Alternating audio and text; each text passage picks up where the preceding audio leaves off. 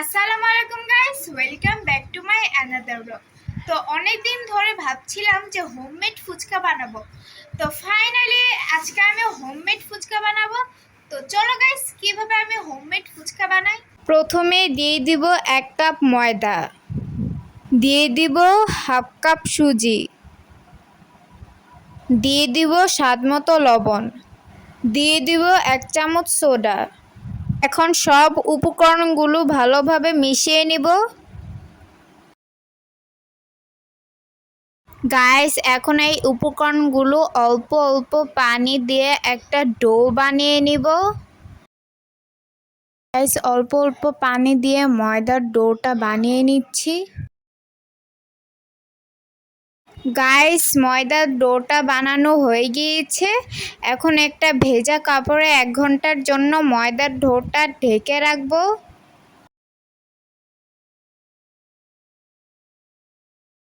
Guys, ফুচকার টকটা বানানোর জন্য এখানে আমি তেঁতুল নিয়ে নিয়েছি।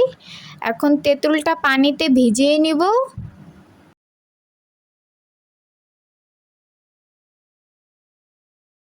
গাইস, আলুর পুরটা বানানোর জন্য এখানে আলু নিয়ে নিয়েছি। এখন আলুগুলো কেটে নিব।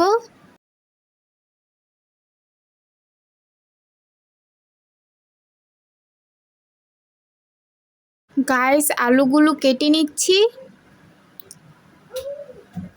গাইস, এভাবে করে সব আলু কেটে নিতে হবে।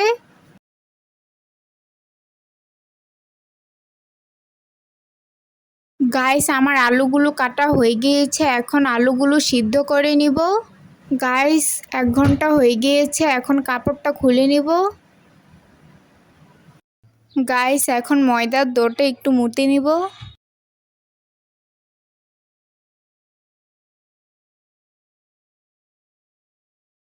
গাইস, আমার ময়দার ডোটা মুথে নেওয়া হয়ে গিয়েছে। গাইস, এখন আমি এটা রুটির মতো বেলে নিব।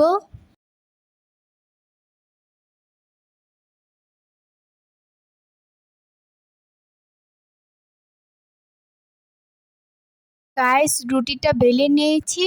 একদম নরম হয়নি, পুরো রুটির মতো হয়েছে। গাইস, এখন রুটিটা একটার উপর আরেকটা দিয়ে একসাথে বেলে নিব। গাইস, এখন রুটিটা বেলে নিব।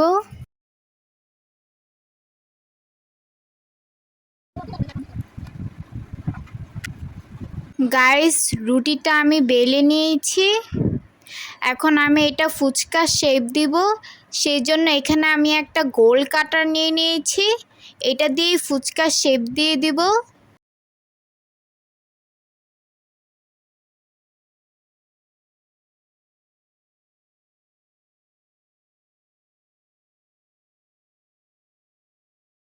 গাইস, যে কোনো কাটার নিলেই চলবে, শুধু শেপটা গোল থাকলেই হবে। গাইস, ফুচকা শেপ দিয়ে নিয়েছি। এখন এগুলো বের করে নিব।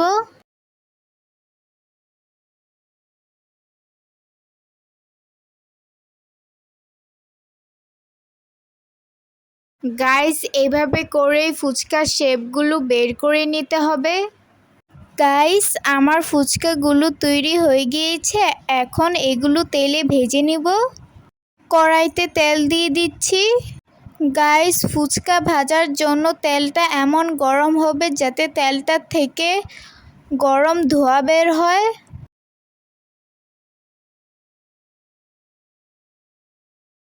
দেখো গাইস, ফুচকাগুলো দেওয়ার সাথে সাথে ফুলে উঠছে। গাইস, ফুচকাগুলো লাল হয়ে গেলে এগুলো নামিয়ে নিতে হবে। গাইস, ফুচকাগুলো লাল লাল করে ভাজা হয়ে গিয়েছে। এখন এগুলো নামিয়ে নিব। গাইস, সব ফুচকাগুলো বানানো হয়ে গিয়েছে। দেখতেই পাচ্ছ ফুচকাগুলো কত সুন্দর করে ফুলেছে। গাইস, তেঁতুলটা আমি চটকিয়ে নিয়েছি। চটকিয়ে বিচিগুলো বের করে নিয়েছি। ফুচকার টক বানানোর জন্য দিয়ে দিব চিনি, দিয়ে দিব স্বাদ মতো লবণ, দিয়ে দিব জিরা গুঁড়া, দিয়ে দিব চিলি ফ্লেক্স, দিয়ে দিব একটুখানি লেবুর রস, দিয়ে দিব লেবুর স্লাইস। দিয়ে দিব ধনিয়া পাতা, দিয়ে দিব কাঁচামরিচ, নাড়িয়ে চাড়িয়ে টকটা মিশিয়ে নিলাম। গাইস দেখতেই পারছো হোমমেড ফুচকার টকটা দেখতে কতটা লোভনীয় আর সুন্দর লাগছে।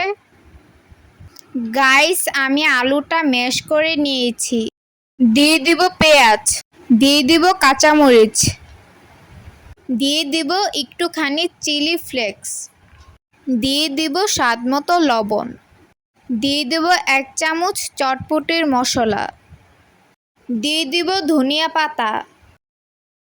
গাইস এখন সব উপকরণগুলো ভালোভাবে মিশিয়ে নিতে হবে। গাইস আমি ফুচকাটা তৈরি করে নিব।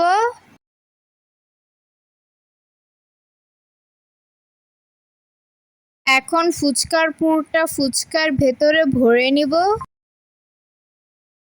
এভাবে করে সব ফুচকা বানিয়ে নিব। গাইস আমি সব ফুচকাগুলো বানিয়ে নিয়েছি, এখন গ্রেট করা ডিম দিয়ে দিব। গাইস উপর দিয়ে গ্রেট করা ডিম দিয়ে দিচ্ছি। গাইস দেখতে পারছো ফুচকার লুকটা কত সুন্দর এসেছে আর টকটা দেখতে কতটা লোভনীয় লাগছে। বানিয়ে ফেললাম মজাদার হোমমেড ফুচকা। তো এখন আমি এটা খেয়ে দেখবো খেতে কেমন হয়েছে। দেখতেই পারছো দেখতে কত সুন্দর লাগছে।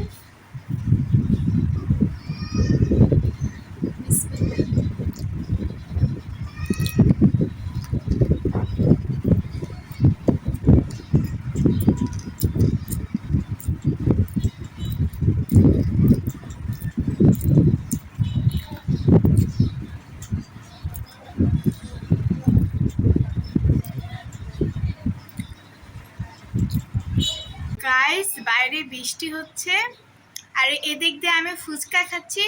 তো ফুচকাটা খেতে জাস্ট অসাধারণ হয়েছে। বাহিরের থেকে হোমমেড ফুচকাগুলোই কিন্তু অনেক বেশি মজা হয়।